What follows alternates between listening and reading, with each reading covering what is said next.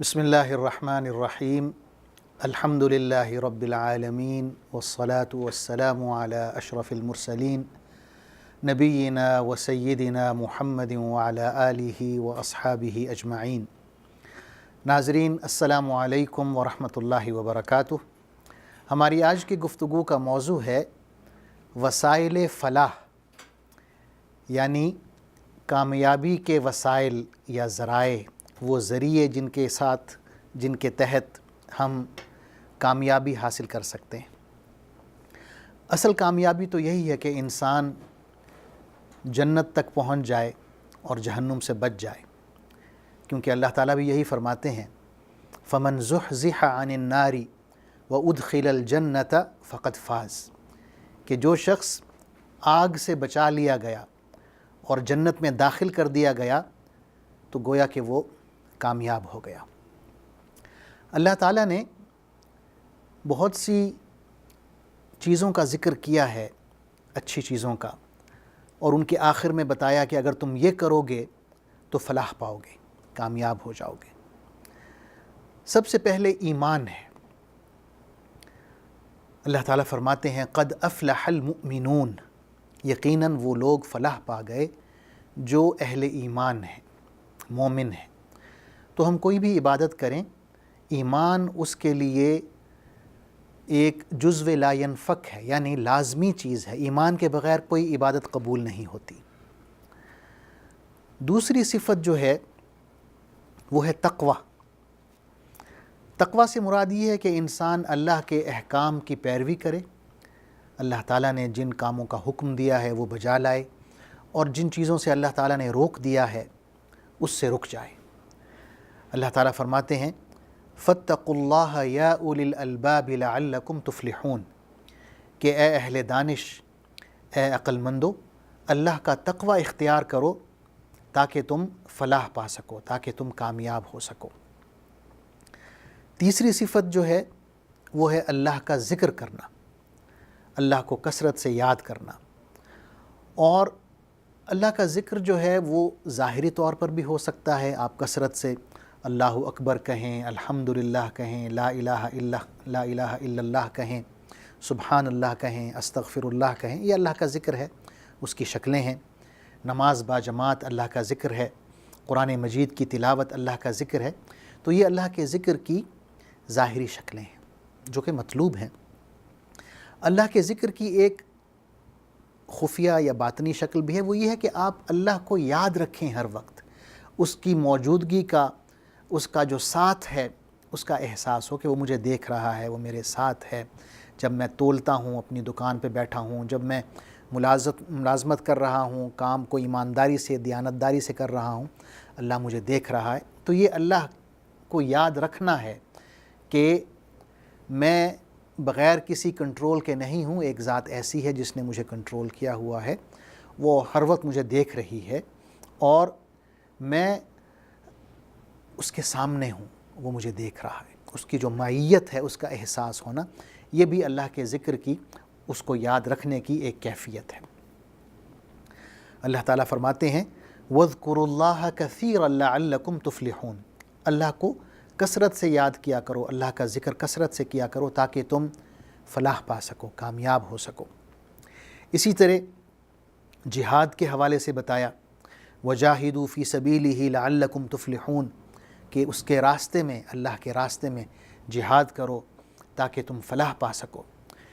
جہاد جو ہے اس کا لفظی مطلب ہے جد و جہد کرنا، کوشش کرنا۔ اور پھر جہاد کی علماء نے بہت سی قسمیں بتائی ہیں۔ جہاد باللسان ہے، زبان کے ذریعے آپ اللہ کی راہ میں لوگوں کو بلائیں، دعوت و تبلیغ کا کام کریں، یہ جہاد باللسان ہے۔ جہاد بالقلم ہے کہ آپ تحریر کی شکل میں لوگوں کو اللہ کے دین کی طرف بلائیں۔ شیطان کے خلاف جہاد ہے، منافقین کے خلاف جہاد ہے۔ اور آخر میں جہاد کی ایک شکل یہ ہے کہ آپ عملی طور پر جہاد میں، قتال میں شریک ہو جائیں، جنگ میں شریک ہو جائیں، کفار کے ساتھ جہاد کریں۔ لیکن اس کے لیے یہ نہیں ہے کہ ہر شخص اکیلے اٹھ کے جنگ شروع کر دے، بلکہ اسلامی حکومت کی سربراہی میں، اس کے جھنڈے تلے آپ کو یہ جہاد کرنا ہوتا ہے۔ تو یہ ایک بہت بڑی صفت ہے مسلمانوں کی کہ وہ اللہ کی راہ میں جہاد کرتے ہیں، اور اس کے نتیجے میں اللہ تعالیٰ نے فلاح کا اور کامیابی کا وعدہ کیا ہوا ہے۔ اسی طرح ایک اور بہت بڑی صفت ہے صبر کرنا۔ اللہ تعالیٰ فرماتے ہیں انما یوفی الصابرون اجرہم بغیر حساب، جو صبر کرنے والے ہیں اللہ تعالیٰ انہیں ان کا اجر بغیر کسی حساب کے دے گا، یعنی بے شمار اجر ہے، اس کا کوئی حد و حساب نہیں ہے۔ تو یہ جو صبر کرنا ہے اس کی بھی علماء نے 3 قسمیں بتائی ہیں کہ ایک تو صبر یہ ہے کہ آپ اللہ کے احکام کی بجا آوری میں صبر کریں، یعنی اپنے آپ کو، اپنے نفس کو پابند کریں کہ وہ اللہ کی اطاعت کرے۔ صبر کی دوسری قسم یہ ہے کہ اللہ کے وہ احکام جن میں اللہ نے ہمیں کسی چیز سے روکا ہے تو اس چیز سے رکنے میں صبر کریں، یعنی اپنے نفس کو پابند کریں کہ ان کاموں میں نہ پڑے جن سے اللہ نے روکا ہے۔ اور صبر کی جو تیسری قسم ہے وہ عام فہم ہے کہ اگر خدا نہ خواستہ کوئی مشکل وقت آتا ہے، کوئی مصیبت آ جاتی ہے، برا وقت آ جاتا ہے تو ہم صبر کرتے ہیں، واویلا نہیں کرتے اور ماتم نہیں کرتے، بلکہ اللہ کی اس میں یہ سمجھ کے کہ یہ اللہ کی طرف سے برا وقت آیا ہے، کیونکہ حضور اکرم صلی اللہ علیہ وسلم نے فرمایا ہے کہ مومن کا ہر عمل، اس کا ہر معاملہ خیر کا ہوتا ہے۔ اگر اسے کوئی اچھائی بھلائی پہنچتی ہے تو وہ شکر کرتا ہے تو اللہ اسے اجر دیتا ہے، اگر اس پر کوئی برا وقت آتا ہے، کوئی مصیبت آتی ہے تو وہ صبر کرتا ہے تو تب بھی اسے اللہ اجر دیتا ہے۔ تو صبر جو ہے یہ ایک بہت ہی اونچا مقام ہے اور جس تک پہنچنا مطلوب ہے۔ اسی طرح ایک اور بہت بڑی صفت ہے اہل ایمان کی، وہ ہے توبہ۔ توبہ کا لفظی مطلب ہے لوٹ آنا، اللہ کی طرف لوٹ آنا، رجوع کرنا۔ یعنی اگر ہم برے کاموں میں پھنسے ہوئے ہیں تو ان سے رک جائیں، اللہ سے عہد کریں کہ اے اللہ آئندہ ہم یہ کام نہیں کریں گے۔ تو توبہ جو ہے ایسا عمل ہے کہ اس سے اللہ تعالیٰ بہت خوش ہوتے ہیں۔ اللہ تعالیٰ فرماتے ہیں وَتُوبُوا إِلَى اللَّهِ جَمِيعًا أَيُّهَا الْمُؤْمِنُونَ لَعَلَّكُمْ تُفْلِحُونَ کہ اے مومنو تم سارے کے سارے اللہ سے توبہ کرو تاکہ تم فلاح پا سکو، تاکہ تم کامیاب ہو سکو۔ اسی طرح ایک اور بہت عظیم صفت ہے جو ہماری کامیابی کا باعث بنتی ہے، وہ ہے اللہ کی راہ میں خرچ کرنا، اپنا مال، اپنا وقت، اپنی صلاحیتیں اللہ کی راہ میں خرچ کرنا۔ تو یہ انفاق فی سبیل اللہ کی قسمیں ہیں۔ صرف یہ نہیں کہ آپ مال و دولت خرچ کریں، بلکہ اللہ نے ہمیں جو صلاحیتیں دی ہیں، جو علم دیا ہے، جو طاقتیں دی ہیں، جو وقت دیا ہے، وہ ہم اللہ کی راہ میں خرچ کریں۔ یہ انفاق فی سبیل اللہ کے زمرے میں آ جاتا ہے۔ اللہ تعالیٰ فرماتے ہیں فَآتِ ذَا الْقُرْبَى حَقَّهُ وَالْمِسْكِينَ وَابْنَ السَّبِيلِ ذَلِكَ خَيْرٌ لِلَّذِينَ يُرِيدُونَ وَجْهَ اللَّهِ وَأُولَئِكَ هُمُ الْمُفْلِحُونَ کہ آپ اہل قرابت کو، رشتہ داروں کو ان کا حق دیں، غریبوں کو، مسکینوں کو، مسافروں کو ان کا حق دیں۔ اور یہ صفت جو ہے اللہ کی راہ میں خرچ کرنا ان لوگوں کے لیے بہت عمدہ ہے جو اللہ کی رضا چاہتے ہیں، اس کی خوشنودی چاہتے ہیں، اور یہی لوگ فلاح پانے والے ہیں، یہی لوگ کامیاب ہوں گے۔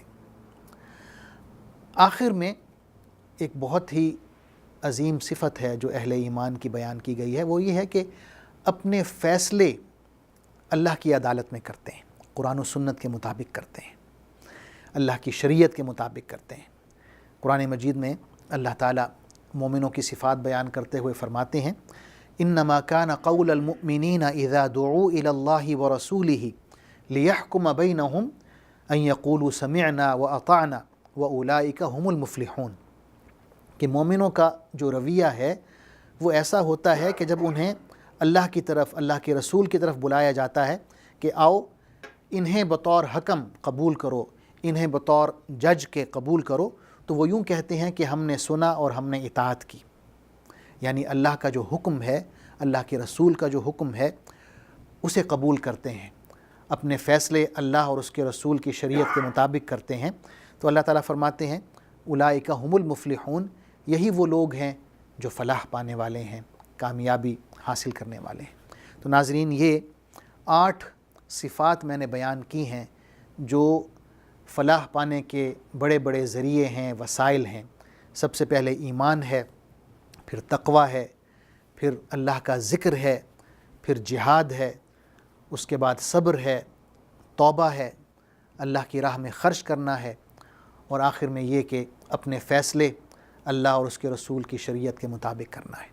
اللہ تعالیٰ سے دعا ہے کہ ہمیں ان وسائل سے مالا مال فرمائے جو وسائل فلاح ہیں، کامیابی کے ذریعے ہیں، کامیابی کے وسائل ہیں۔ آمین۔ والسلام علیکم ورحمۃ اللہ وبرکاتہ۔ اللہم صلی علی سیدنا محمد وعلی آلہ وصحبہ وسلم۔ اللہم صلی علی سیدنا محمد